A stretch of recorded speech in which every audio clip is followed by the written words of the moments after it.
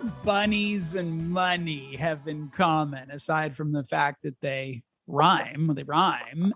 Cinders McLeod brought those two, I don't know, one is they're both things, I guess, brought those two things together in a book series called Money Bunnies. It is a group of picture books that teach kids about financial literacy. The latest book is called Give It. And she joins us now to talk more about the Money Bunny series. Hello there. Hello, Bruce. Oh my gosh. I wish this is like one of the rare times I wish this wasn't a radio show and I wish it was television. So if you were listening, if you're driving, wait until it's safe to do so. Once you're done driving, look up Cinders McLeod and Money Bunnies because the drawings are extraordinary. I want to befriend Chummy if that's possible because it's such an adorable character. But let's start with this. What was the idea behind Money Bunnies? So my life has been a combination of many things, like being a freelance cartoonist, writer, musician, very self-reliant, single mom, a woman. And all those choices left me with no choice but to learn how to be good with money. So fast forward to 2008 in the recession, and I was reading a bunch of articles on how we're failing our kids by not teaching them about money. That plus my early misguided beliefs that I picked up in North Toronto, plus like knowing I could have done with these books when I was a kid and wanting to help kids have happier lives and teach them that money can be their friend and money is a pal that can go anywhere with them. All those things went into knowing what I had to do next. And that was to create a series of books for kids. Earn It, Spend It, Save It. And then the one that I looked at, Give It, which I understand is the latest. Give us a sense if our listeners had an opportunity to flip through the pages, who would we meet? Chummy and Chummy's Grand. And what would we see? Basically, like the four books are the four big, well, Earn, Spend, Save, Give, the four big four. And the dedication in each book really reveals what that book's about. Like in Earn It, it's pride and independence. And Spend It, it's choice and wisdom. Save It, planning, wisdom. Planning, patience. And Love It, Give It, love and gratitude. And each of the books start off with a bunny, what that bunny wants, and ends with what that bunny learns. So in Earn It, the character is Bun, and she wants to be rich and famous, but learns that takes work. And in Spend It, Sunny wants to buy everything, but learns he has to make choices. And I have to read it in my voice, right? Yes. And Save It, she wants her own place. We all can relate to that, right? Yes. But learns that takes patience. And Give It, Chummy wants to save the world, but learns heroes don't need costumes. Yeah, but it was a great cape you drew for Chummy. Oh, he gets his cape. Gosh, loves his cape. Why bunnies?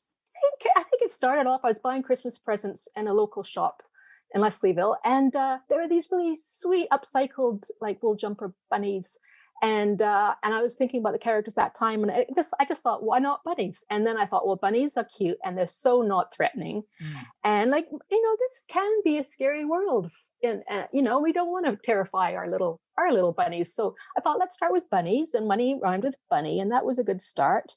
And then I thought about and what would their currency be? It would have to be something that crossed borders because I wanted this to be international, and I also wanted just to focus on the idea of money, not like the nickels and dimes, if you know what I mean. So I thought, well, why not have carrots?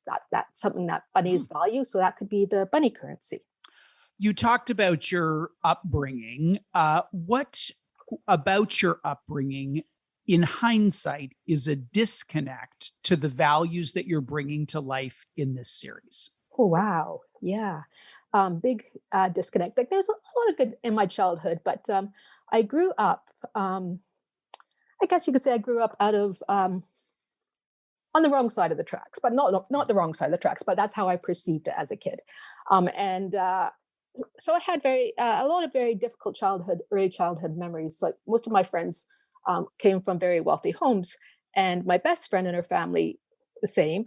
They're wonderful people. I'm still great friends with my best friend, but I never confided in her my poor cousin image and was careful not to give anything away.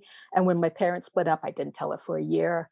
Her mom was lovely, but there were some moms who really weren't lovely. So we're looking at me at the age of 6 or 8.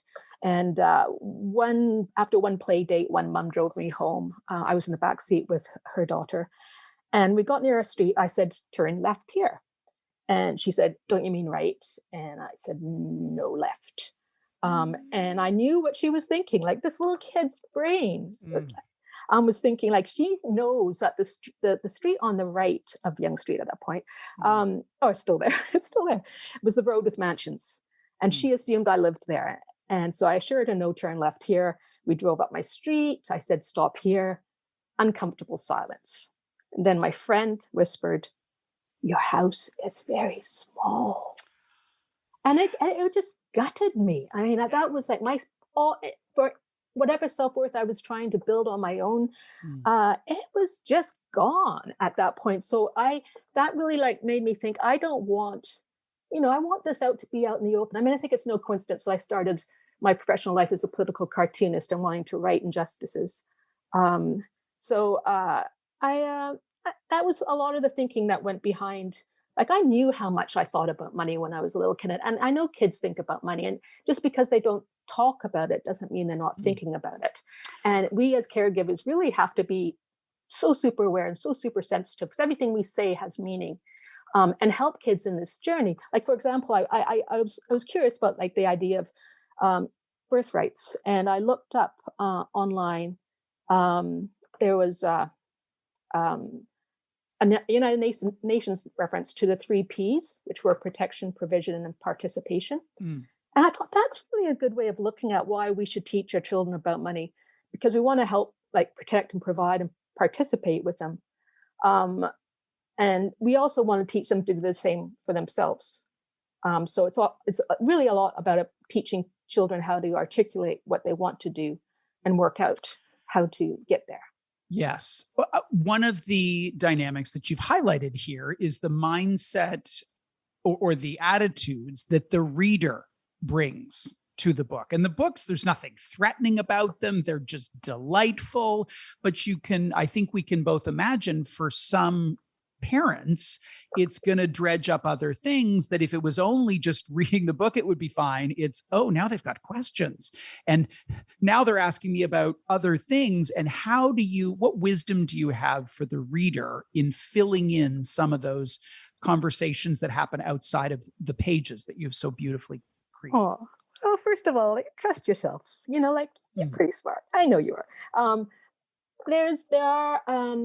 There are graphics in each book. There's a spread with a fun kind of early primer ledger page where the bunny goes away and has a wee think, even if they don't want to. They go away and have a wee think about what to do next. How am I going to spend my carrots?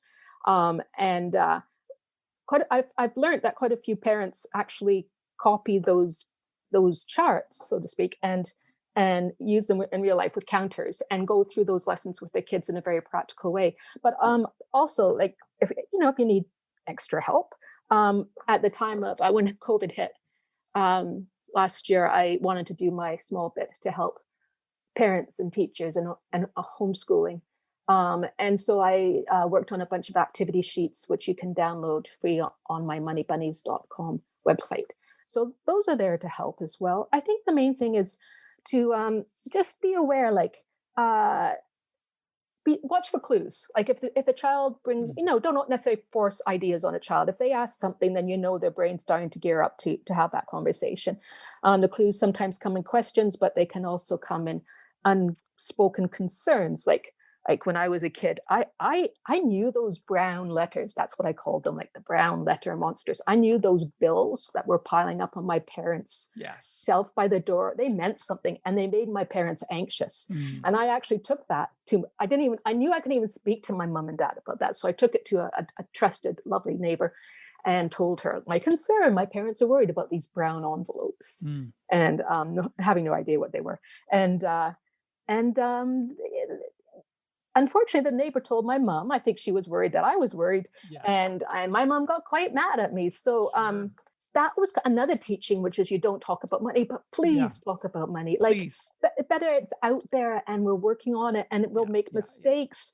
But and also, like kids can find out stuff on their own anyhow. So Sure. you might Well, as well. it's such a great way for kids to find out. I wish we had more time. Cinders, thank you for joining us today. Thank you, Bruce. It's been a delight. Cinders McLeod is the creator of Money Bunnies. You really have to go find this series. Earn it, spend it, save it, and give it. They're really extraordinary.